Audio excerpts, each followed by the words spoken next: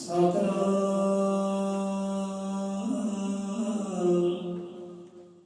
ਸ਼੍ਰੀ ਵਾਲਮੀਕਿ ਸਾਹਿਬ ਜੀ। ਗੋਹਿ ਬ੍ਰਹਮ ਗੋਹਿ ਏਕ ਬ੍ਰਹਮ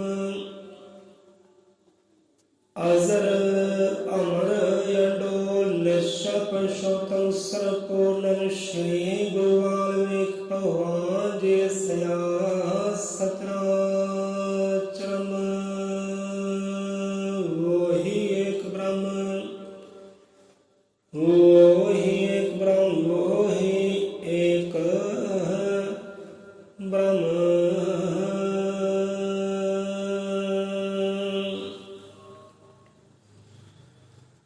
ਸਤਨਾਮ ਸਤ ਕਰਤਾਰ ਤੂੰ ਹੀ ਨਿਰੰਕਾਰ ਤੂੰ ਹੀ ਨਿਰੰਕਾਰ ਤੂੰ ਹੀ ਨਿਰੰਕਾਰ। ਅਜ਼ਰ ਮਤ ਕਾਦਰਸ਼ੀ ਸ਼੍ਰੀ ਗੁਰੂ ਵਾਲਮੀਕਿ ਭਗਵਾਨ ਜੀ ਮਹਾਰਾਜ ਸਹਾਇ ਸ਼ਬਦ ਗੁਰੂ ਮਹਾਰਾਜ ਸਹਾਇ। ਸੋ ਆਰੰਭ ਕਰਦੇ ਹਾਂ ਸਤਿਗੁਰਾਂ ਦੀ ਬਖਸ਼ੀ ਦਾਤ ਬਾਣੀ ਦੀ ਵਿਚਾਰਧਾਰਾ। ਸੋ ਚੇਤ ਮਹੀਨੇ ਦੀ ਪਿਆਰੀ ਵਿਚਾਰਧਾਰਾ ਚੱਲ ਰਹੀ ਹੈ। ਸੌ ਕਰੀਏ ਧਾਰਨ ਗੁਰਾਂ ਦੇ ਬਚਨ। ਸੋ ਪ੍ਰਮਾਤਮਾ ਦੇ ਸਤਿਗੁਰਾਂ ਸਭ ਜੀਵਾਂ ਨੂੰ ਪਿਆਰਿਆਂ ਨੂੰ ਜੈ ਗੁਰਦੇਵ ਜੈ ਭੀਮ ਜੈ ਵਾਲਮੀਕੀ। ਸਭ ਜੀਵਾਂ ਨੂੰ ਪਾਈ ਸਤਿ ਸ਼੍ਰੀ ਅਕਾਲ ਹੈ। ਸੋ ਗੱਲ ਪਿਆਰਿਓ ਆਰੰਭ ਹੋਈ ਸੀ, ਸ਼ੁਰੂ ਹੋਈ ਸੀ। ਕਿੱਥੋਂ ਸ਼ੁਰੂ ਹੋਈ ਸੀ? ਕਿੱਥੋਂ ਕਥਾ ਕਹਾਣੀ ਸ਼ੁਰੂ ਹੋਈ ਸੀ? ਪੀਆ ਮਿਲਣ ਦੇ ਚਾਅ ਦੀ, ਕਿ ਕਿੱਦਾਂ ਉਸ ਆਪਣੇ ਪੀਆ ਨੂੰ ਭਾਵ ਕੇ ਪ੍ਰਮਾਤਮਾ ਨੂੰ ਮਿਲਿਆ ਜਾ ਸਕਦਾ ਹੈ। ਇੱਥੋਂ ਕਥਾ ਕਹਾਣੀ ਸ਼ੁਰੂ ਹੋਈ। ਸੋ ਸਤਿਗੁਰ ਦਾਤੇ ਆਪ ਦੱਸ ਰਹੇ ਨੇ ਕਿੱਦਾਂ ਤੁਸੀਂ ਉਸ ਪੀਆ ਦੇ ਨਾਲ ਪ੍ਰਮਾਤਮਾ ਦੇ ਨਾਲ ਮੇਲ ਮਿਲਾਪ ਕਰ ਸਕਦੇ ਹੋ। ਪਹਿਲਾਂ ਤਾਂ ਗੱਲ ਉਪਜੇ, ਪਹਿਲਾਂ ਤਾਂ ਉਹ ਪੀਆ ਦੇ ਨਾਲ ਮੇਲ ਮਿਲਾਪ ਦੀ ਗੱਲ ਉਪਜੇ, ਪੈਦਾ ਹੋਵੇ। ਫਿਰ ਪਿਆਸ ਹੋਵੇ, ਇੱਕ ਖਿੱਚ ਹੋਵੇ, ਤੜਫ ਹੋਵੇ ਮੇਲ ਮਿਲਾਪ ਦੀ। ਨਿਰਮਲ ਬੁੱਧੀ ਹੋਵੇ, ਸ਼ੁੱਧ ਪਵਿੱਤਰ ਬੁੱਧੀ ਹੋਵੇ, ਅਕਲਾਂ ਹੋਣ, ਚਤਰਾਈਆਂ ਕੋਈ ਨਾ ਹੋਣ, ਸਵਾਰਥ ਕੋਈ ਨਾ ਹੋਵੇ, ਸਰਬ ਦੇ ਭਲੇ ਵਾਲੀ ਬੁੱਧੀ ਹੋਵੇ, ਮਤ ਹੋਵੇ। ਅਤੇ ਉਸ ਦੇ ਨਾਲ ਸੱਚ ਦਾ ਸੰਗ ਹੋਵੇ, ਭਾਵ ਕਿ ਸਤ ਸੰਗਤ ਹੋਵੇ, ਮਹਾਂਪੁਰਖਾਂ ਦੀ ਬੈਠਕ ਹੋਵੇ, ਮਹਾਂਪੁਰਖਾਂ ਦਾ ਗਿਆਨ ਹੋਵੇ, ਵਿਗਿਆਨ ਹੋਵੇ, ਮਹਾਂਪੁਰਖਾਂ ਦੀ ਮੱਤ ਹੋਵੇ, ਮਹਾਂਪੁਰਖਾਂ ਦੇ ਬਖਸ਼ੇ ਹੋਏ ਸ਼ਬਦ ਦਾ ਆਸਰਾ ਹੋਵੇ, ਨਾਮ ਦਾ ਆਸਰਾ ਹੋਵੇ। ਫਿਰ ਸ਼ਬਦ ਦੀ ਕਿਰਪਾ ਹੁੰਦੀ ਹੈ, ਨਾਮ ਦੀ ਕਿਰਪਾ ਹੁੰਦੀ ਹੈ। ਫਿਰ ਜਾ ਕੇ ਉਸ ਪੀਆ ਦੇ ਨਾਲ ਮੇਲ ਮਿਲਾਪ ਹੋ ਸਕਦਾ ਹੈ। ਸੋ ਇਹੋ ਜਿਹੇ ਗੁਣ ਬੰਦੇ ਅੰਦਰ ਹੋਣ, ਫਿਰ ਜਾ ਕੇ ਪੀਆ ਦੇ ਨਾਲ ਮੇਲ ਮਿਲਾਪ ਦੀ ਰਾਸ ਬਣ ਜਾਂਦੀ ਹੈ, ਸਾਂਝ ਬਣ ਜਾਂਦੀ ਹੈ। ਸੋ ਸ਼ਬਦ ਦੀ ਇੱਥੇ ਵਡਿਆਈ ਹੈ, ਗੁਰੂ ਦੇ ਬਖਸ਼ੇ ਨਾਮ ਦੀ, ਪਰਮਾਤਮਾ ਦੇ ਨਾਮ ਦੀ ਇੱਥੇ ਵਡਿਆਈ ਹੈ ਕਿ ਉਹ ਨਾਮ ਹੀ ਸਾਨੂੰ ਪੀਆ ਦੇ ਨਾਲ ਪਰਮਾਤਮਾ ਦੇ ਨਾਲ ਬਣਾਉਣ ਵਾਲੀ ਇੱਕ ਬੇੜੀ ਹੈ, ਕਸ਼ਤੀ, ਇੱਕ ਜਹਾਜ਼ ਹੈ, ਜੋ ਸਾਨੂੰ ਮਹਾਂਪੁਰਖਾਂ ਦੀ ਪੂਰਨ ਸੰਤਾ ਤੋਂ ਉਹ ਨਾਮ ਪ੍ਰਾਪਤ ਹੁੰਦਾ ਹੈ। ਉਹੀ ਮੇਲ ਮਿਲਾਪ ਦਾ ਜ਼ਰੀਆ ਬਣਦਾ ਹੈ, ਉਹੀ ਜਹਾਜ਼ ਬਣਦਾ ਹੈ, ਉਹੀ ਬੇੜਾ ਬਣਦਾ ਹੈ, ਉਹੀ ਸਾਧਨ ਬਣਦਾ ਹੈ। ਸਤਿਗੁਰੂ ਸ਼ਬਦ ਗੁਰੂ ਭਾਵ ਕੇ ਸਗਲੇ ਵਿਚਾਰ ਤੇ ਆ ਜਾਂਦੇ ਆ। ਕਹਿੰਦੇ ਆ ਸੱਚੇ ਪਾਤਸ਼ਾਹ ਕਿ ਜਨਮ ਦਿਨ ਸੰਤਾਨ ਨੂੰ ਰਲ ਕੇ ਮਾਤ ਪਿਤਾ ਜਗ ਦੇ ਬਲਵਾਨ। ਜਨਮ ਦੇਣ ਸੰਤਾਨ ਨੂੰ ਰਲ ਕੇ ਮਾਤ ਪਿਤਾ ਜਗ ਦੇ ਬਲਵਾਨ ਤੇ ਰਲ ਕੇ ਪਤੀ ਪਤਨੀ ਦਾ, ਨਰ ਨਾਰੀ ਦਾ ਮੇਲ ਮਿਲਾਪ ਹੁੰਦਾ ਹੈ, ਸਾਂਝ ਬਣਦੀ ਹੈ ਦਿਲਾਂ ਦੀ। ਤੇ ਪਿਆਰ ਦੀ ਨਿਸ਼ਾਨੀ, ਮੁਹੱਬਤ ਦੀ ਨਿਸ਼ਾਨੀ ਸੰਤਾਨ ਪੈਦਾ ਹੁੰਦੀ ਹੈ, ਸਿਰਜਣਾ ਹੁੰਦੀ ਹੈ ਜਗਤ ਦੀ। ਦੋਨਾਂ ਦੇ ਮੇਲ ਮਿਲਾਪ ਦੇ ਨਾਲ ਹੀ ਹੈ, ਇਕੱਲਿਆਂ ਦੇ ਨਾਲ ਨਹੀਂ। ਜਨਮ ਦਿਨ ਸੰਤਾਨ ਰਲ ਕੇ ਮਾਤ ਪਿਤਾ ਜਗ ਦੇ ਬਲਵਾਨ। ਬਲਵਾਨ ਹੁਣ ਤੇ ਮਾਤਾ ਪਿਤਾ ਨੂੰ ਭਾਵ ਕੇ ਨਰ ਨਾਰੀ ਨੂੰ ਬਲਵਾਨ ਕਿਉਂ ਕਿਹਾ? ਹੁਣ ਤਾਂ ਦੇਖੋ ਪੰਛੀ ਵੀ ਜਨਮ ਦਿੰਦੇ ਆਪਣੇ ਬੱਚਿਆਂ ਨੂੰ, ਜਾਨਵਰ ਵੀ ਆਪਣੇ ਬੱਚਿਆਂ ਨੂੰ ਜਨਮ ਦਿੰਦੇ ਆ, ਰੱਖਿਆ ਸੰਭਾਲ ਵੀ ਕਰਦੇ ਆ, ਪਾਲਣ ਪੋਸ਼ਣ ਵੀ ਕਰਦੇ ਆ, ਜਿੰਨਾ ਚਿਰ ਆਪਣੇ ਪੈਰਾਂ 'ਤੇ ਆਪਣੇ ਖੰਭਾਂ 'ਤੇ ਉੱਡਣਾ ਨਾ ਸਿੱਖ ਲੈ, ਖੜਿਆ ਹੋਣਾ ਨਾ ਸਿੱਖ ਲੈ। ਉਹਨਾਂ ਨੂੰ ਬਲਵਾਨ ਕਿਉਂ ਨਹੀਂ ਕਿਹਾ? ਨਰ ਨਾਰੀ ਨੂੰ ਬਲਵਾਨ ਕਿਉਂ? ਜਨਮ ਦਿਨ ਸੰਤਾਨ ਰਲ ਕੇ ਮਾਤ ਪਿਤਾ ਜਗ ਦੇ ਬਲਵਾਨ। ਬਲਵਾਨ ਕਿ ਉਹਨਾਂ ਕੋਲ ਉਹ ਬਲ ਹੈ, ਉਹ ਜ਼ੋਰ ਹੈ, ਉਹ ਪਾਵਰ ਹੈ, ਸ਼ਕਤੀ ਹੈ, ਜੋ ਹਰ ਇੱਕ ਨੂੰ ਆਪਣੇ ਵਾਸ ਵਿੱਚ ਕਰ ਸਕਦੇ ਆ। ਚਾਹੇ ਪੰਛੀ ਹੋਵੇ, ਪਰਿੰਦੇ ਹੋਣ, ਜਾਨਵਰ ਹੋਣ, ਕੁਝ ਵੀ ਹੋਵੇ। ਇੱਥੋਂ ਤੱਕ ਕਿ ਉਹ ਪਰਮਾਤਮਾ ਦੀ ਗੱਲ ਵੀ ਆਉਂਦੀ ਹੈ, ਸਤਿਗੁਰਾਂ ਦੀ ਵੀ ਗੱਲ ਆਉਂਦੀ ਹੈ। ਇੱਕ ਨਰ ਇੱਕ ਨਾਰੀ ਹੀ ਪਰਮਾਤਮਾ ਨੂੰ ਆਪਣੇ ਵਸ ਅੰਦਰ ਕਰ ਸਕਦਾ ਹੈ। ਇਹ ਬਲ ਉਹਨਾਂ ਕੋਲ ਹੀ ਹੈ, ਨਰ ਨਾਰੀ ਕੋਲ, ਕਿਸੇ ਹੋਰ ਜੀਵ ਕੋਲ ਨਹੀਂ ਹੈ ਇਹ ਬਲ। ਤੋ ਬਲ ਕਿਹੜਾ ਪਿਆਰਿਓ? ਉਹ ਬਲ ਹੈ ਪ੍ਰੇਮ ਦਾ, ਉਹ ਬਲ ਹੈ ਮੁਹੱਬਤ ਦਾ, ਬਲ ਹੈ ਇਸ਼ਕ ਦਾ। ਕਹਿੰਦੇ ਨਾ ਭਗਤਾਂ ਨੇ ਰੱਬ ਵਸ ਕਰ ਲਿਆ ਪਾ ਕੇ ਪ੍ਰੇਮ ਦੀਆਂ ਡੋਰਾਂ। ਹੁਣ ਇੱਥੇ ਸਾਨੂੰ ਕਥਾ ਕਹਾਣੀ ਚੇਤੇ ਆ ਰਹੀ ਹੈ। ਉਹ ਕਹਿਣ ਦਾ ਭਗਤ ਨਰ ਨਾਰੀ ਦੁਨੀਆ ਤੇ ਬਲਵਾਨ ਹੈ, ਹਰ ਇੱਕ ਨੂੰ ਆਪਣੇ ਵਸ ਅੰਦਰ ਕਰ ਸਕਦੇ ਆ। ਇਹ ਬਲ ਇਹਨਾਂ ਨੂੰ ਦਿੱਤਾ। ਸੰਸਾਰ ਦੀ ਰਚਨਾ ਵੀ ਕਰੇ, ਸੰਸਾਰ ਨੂੰ ਵਸ ਵਿੱਚ ਕਰੇ, ਤੇ ਪਰਮਾਤਮਾ ਨੂੰ ਵਸਤ ਕਰਨ ਵਾਲੇ ਦੋਨੇ ਹੀ ਹੈ, ਕਰ ਸਕਦੇ ਆ। ਸਨਕ ਬਲ ਹੈ ਪ੍ਰੇਮ ਦਾ, ਮੁਹੱਬਤ ਦਾ, ਇਸ਼ਕ ਦਾ। ਤੇ ਜਿਹੜਾ ਇਸ਼ਕ ਨਾਲ ਬੰਨਿਆ ਜਾਂਦਾ ਹੈ ਉਹ ਛਡਾਇਆ ਨਹੀਂ ਛੁੱਟਦਾ। ਇਹੋ ਜਿਹਾ ਬਲ ਪ੍ਰੇਮ ਦੇ ਅੰਦਰ ਹੈ। ਇਹਦੇ ਬਾਹਾਂ ਦਾ ਬਲ ਨਹੀਂ ਹੈ, ਤਨ ਦਾ ਬਲ ਨਹੀਂ ਹੈ, ਮਨ ਦਾ ਬਲ ਨਹੀਂ ਹੈ, ਬਲ ਪ੍ਰੇਮ ਦਾ ਹੈ। ਸਦਾ ਹੀ ਦੁਆਪਰ ਦੇ ਅਵਤਾਰ ਕ੍ਰਿਸ਼ਨ ਜੀ ਭਗਵਾਨ ਹੋਏ। ਉਹਨਾਂ ਨੂੰ ਪ੍ਰੇਮੀ ਪੁੱਛਦਾ ਹੈ ਕਿ ਕ੍ਰਿਸ਼ਨ ਭਗਵਾਨ ਆਪਨੇ ਬੜੇ ਬੜੇ ਬਲਸ਼ਾਲੀ ਨੂੰ ਵਸ 'ਚ ਕੀਤਾ ਹੈ, ਬਚਪਨ ਵਿੱਚ ਵੀ, ਜਵਾਨੀ ਵਿੱਚ ਵੀ। ਬੜੇ ਬੜੇ ਰਾਖਸ਼ਾਂ ਨੂੰ ਮਾਰ ਮੁਕਾਇਆ ਬਲ ਦੇ ਨਾਲ। ਬਚਪਨ ਅੰਦਰ ਆਪਨੇ ਕਾਲੀ ਨਾਗ ਨੂੰ ਨੱਥਿਆ ਹੈ, ਬੜੇ ਬੜੇ ਰਾਖਸ਼ਾਂ ਨੂੰ ਨੱਥਿਆ, ਵਸ ਅੰਦਰ ਕੀਤਾ ਹੈ ਬਲ ਦੇ ਨਾਲ। ਪਰ ਕ੍ਰਿਸ਼ਨ ਭਗਵਾਨ ਜੀ ਇੱਕ ਗੱਲ ਦੱਸਿਓ, ਜਦੋਂ ਬਚਪਨ ਅੰਦਰ ਬੜੇ ਬੜੇ ਯੋਧਿਆਂ ਨੂੰ ਤੁਸੀਂ ਹਰਾਇਆ ਹੈ ਬਲ ਦੇ ਨਾਲ, ਜ਼ੋਰ ਦੇ ਨਾਲ, ਜਦੋਂ ਬਚਪਨ ਅੰਦਰ ਤੁਹਾਡੀ ਮਾਤਾ ਨੇ ਤੁਹਾਨੂੰ ਇੱਕ ਰੱਸੇ ਨਾਲ ਬੰਨ੍ਹ ਦਿੱਤਾ, ਤੁਸੀਂ ਸ਼ਰਾਰਤਾਂ ਕਰਦੇ ਸੀ, ਸਤਾਉਂਦੇ ਸੀ, ਬਾਹਰੋਂ ਵੀ ਉਲਾਮੇ ਆਉਂਦੇ ਸਨ, ਘਰ ਅੰਦਰ ਵੀ ਬਾਲ ਬੱਚਿਆਂ ਦੇ ਨਾਲ ਸ਼ਰਾਰਤਾਂ ਕਰਦੇ ਸਨ। ਸ਼ਰਾਰਤਾਂ ਤੋਂ ਤੰਗ ਆ ਕੇ ਮਾਤਾ ਰੱਸੇ ਨਾਲ ਬੰਨ੍ਹ ਦਿੰਦੀ ਸੀ। ਤਾਂ ਉਸ ਵੇਲੇ ਤੁਸੀਂ ਬਲ ਦਾ ਪ੍ਰਯੋਗ ਕਿਉਂ ਨਹੀਂ ਸੀ ਕਰਦੇ? ਉਹ ਤੁਸੀਂ ਬਲਹੀਣ ਕਿਉਂ ਹੋ ਜਾਂਦੇ ਸੀ? ਉਹ ਰੱਸੇ ਵੀ ਤੋੜ ਸਕਦੇ ਸੀ। ਬੜੇ ਬੜੇ ਰਾਖਸ਼ਾਂ ਨੂੰ ਹਰਾਇਆ ਬਚਪਨ ਅੰਦਰ ਹੀ, ਔਰ ਰੱਸੇ ਕਿਉਂ ਟੁੱਟੇ ਆਪਦੇ ਕੋਲੋਂ? ਕ੍ਰਿਸ਼ਨ ਭਗਵਾਨ ਹੱਸੇ ਮੁਸਕਰਾਏ ਕਿ ਪਿਆਰਿਆ ਉੱਥੇ ਹੀ ਬਲ ਚੱਲ ਸਕਦਾ ਸੀ, ਉੱਥੇ ਬਲ ਚੱਲ ਸਕਦਾ ਸੀ, ਰੱਸੇ ਟੁੱਟ ਸਕਦੇ ਸੀ, ਪਰ ਸਾਡੇ ਅੰਦਰ ਉਹ ਬਲ ਨਹੀਂ ਜੋ ਉਹਨਾਂ ਰੱਸਿਆਂ ਨੂੰ ਤੋੜ ਸਕਦਾ। ਨਾ ਤਾਂ ਬਚਪਨ ਅੰਦਰ ਸੀ ਤੇ ਨਾ ਤਾਂ ਹੁਣ ਹੀ ਉਹ ਬਲ ਕੰਮ ਕਰਦਾ ਹੈ। ਕਿਉਂ ਬਲ ਉਹ ਕਾਹਦਾ ਸੀ? ਬੰਧਨ ਕਾਹਦਾ ਸੀ?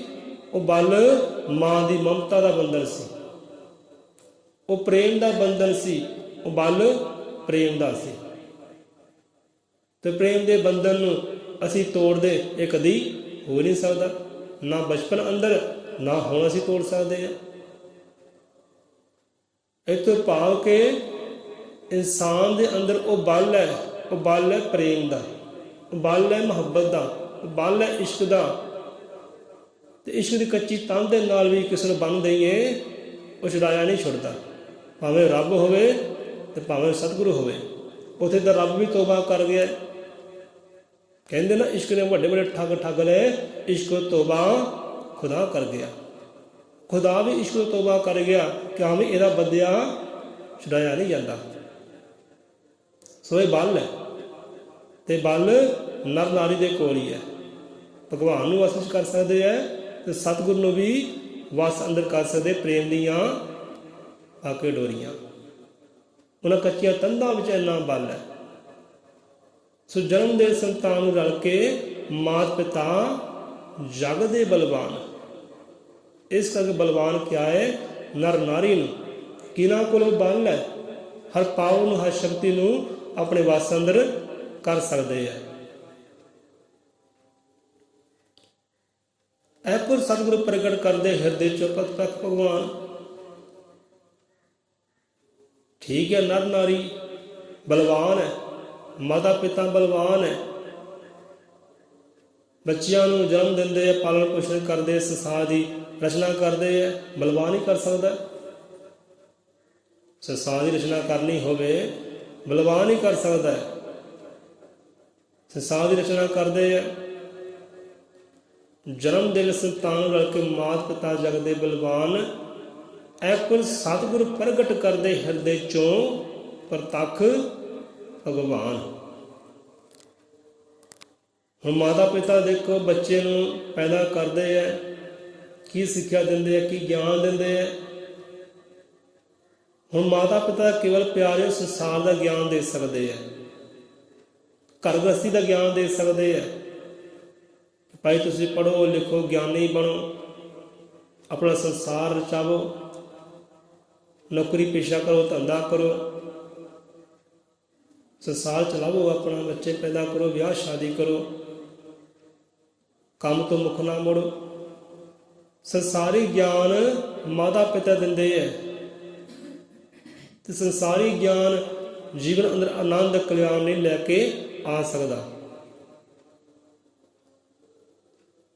स्वैपर सतगुरु प्रगट करते,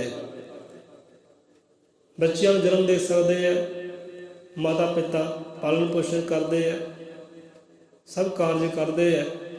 पर माता पिता वो बच्चे अंदर भगवान प्रगट हो जाए,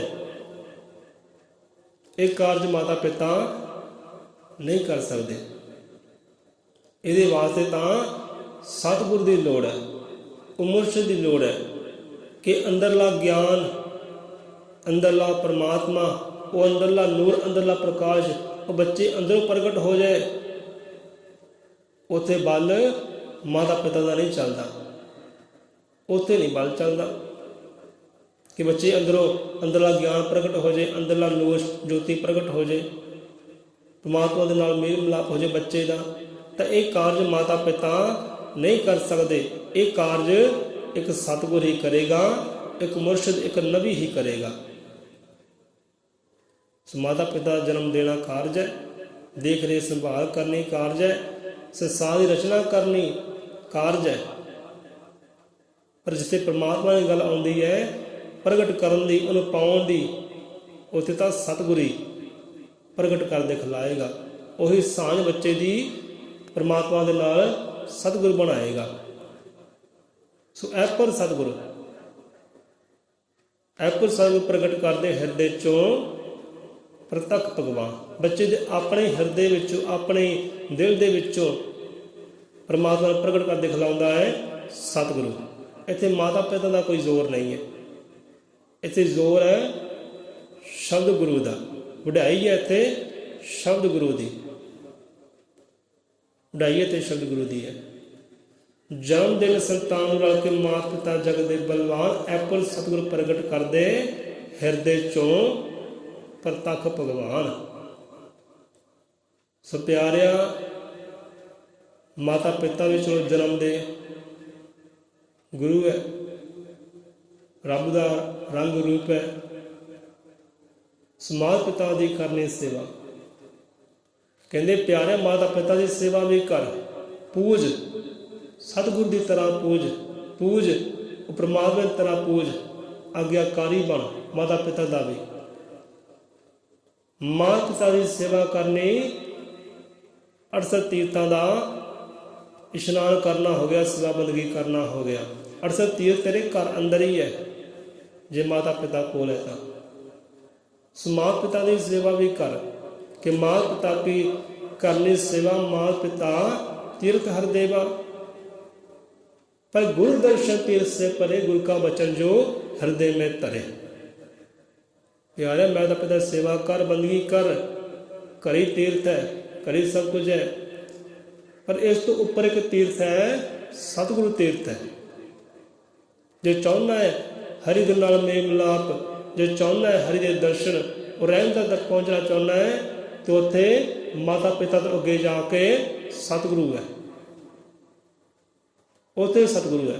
सतगुरु के चरनी लग, माता पिता की सेवा बंदगी भी कर, आग्याकारी भी बन, ते सतगुरु के चरनी लग, बचन पकड़ अपने मुर्शद दे, अपने नबी दे, तां जो परमात्मा नाल सांझ बन सके और रहमत तक तू पहुँच सके, उन्हें महसूस कर सके अपने अंदरों।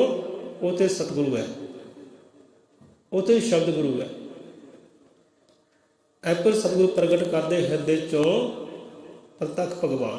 ते कारज माता पिता नहीं कर सकते, ये कारज करेगा तो सतगुरु करेगा। हिरदे विचों परमात्मा नूं प्रगट करना है तो सतगुरु करेगा, माता पिता नहीं कर सकते। सो माता पिता की सेवा बंदगी भी कर, आग्याकारी भी बन, तो सतगुरु के चरनी भी लग, सतगुरु के बचनां ते चल भी।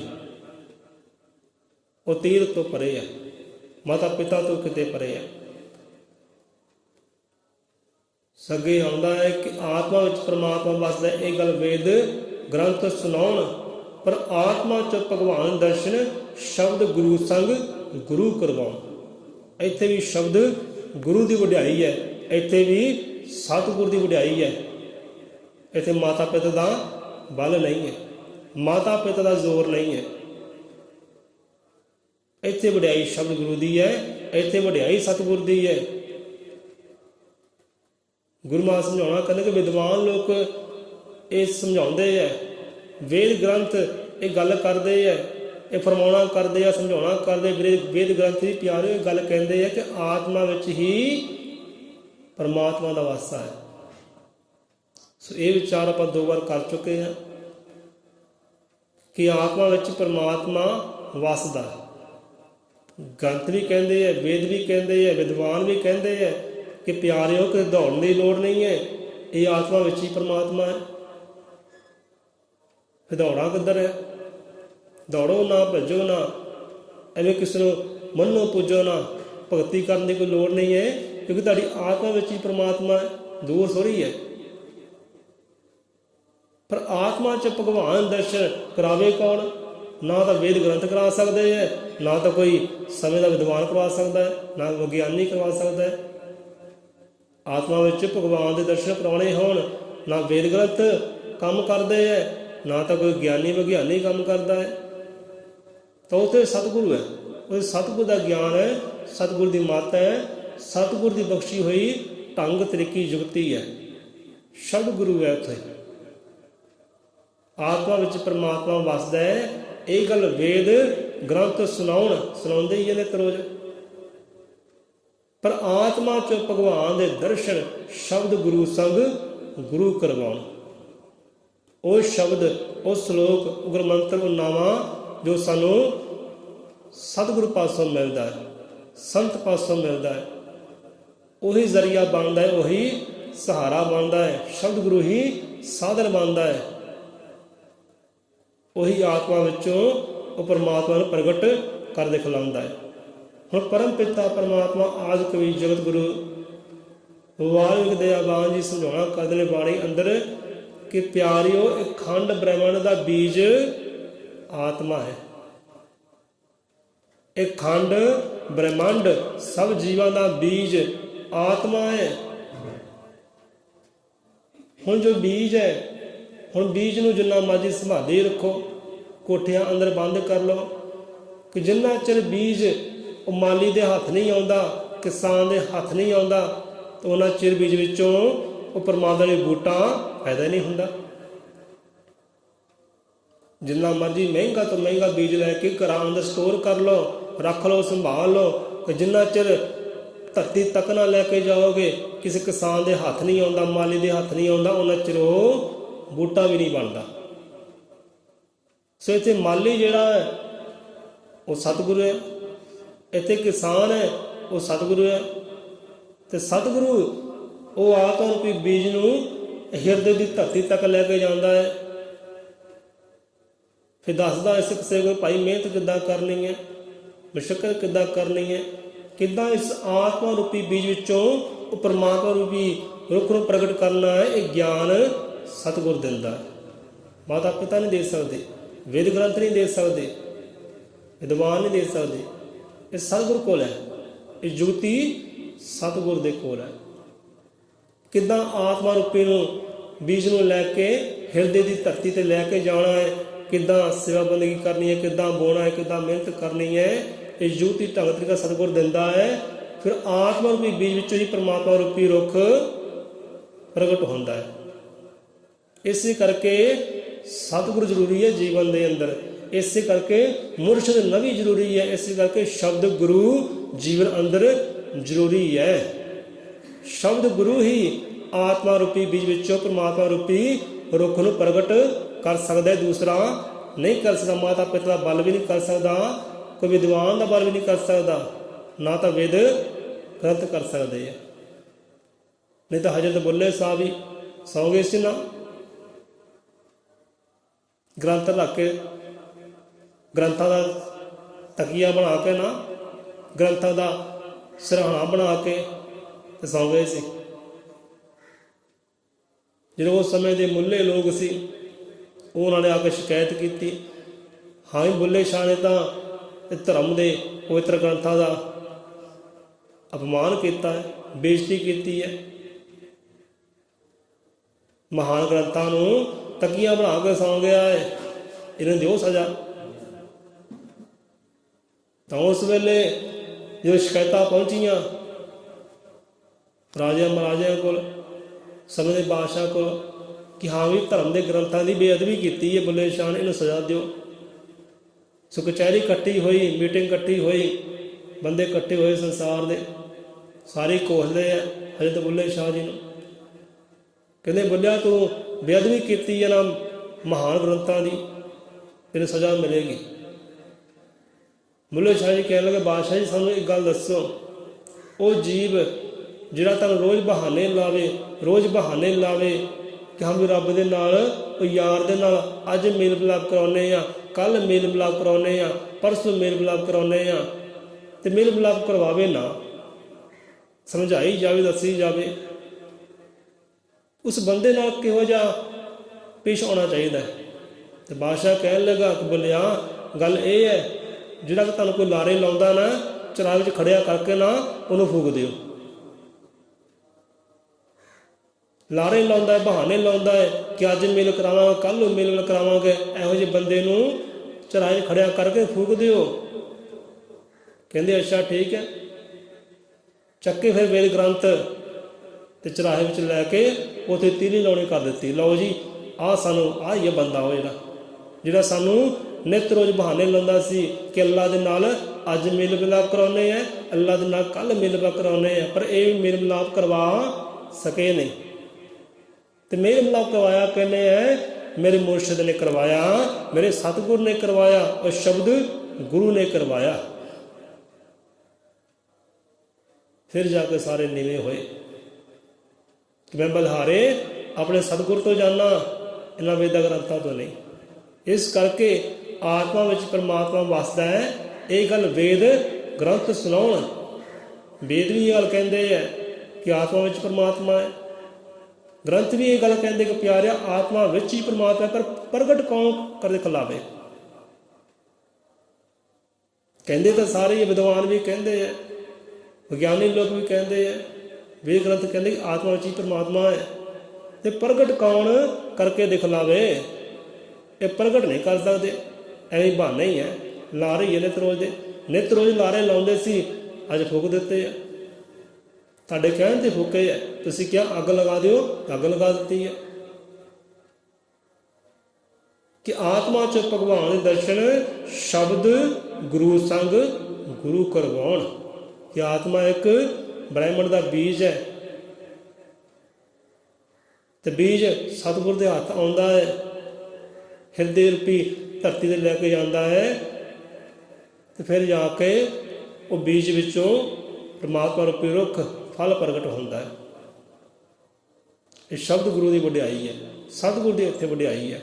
ਸੋ ਇੱਥੇ ਹੀ ਆਪਾਂ ਵਿਸ਼ਰਾਮ ਲੈਂਦੇ ਹਾਂ।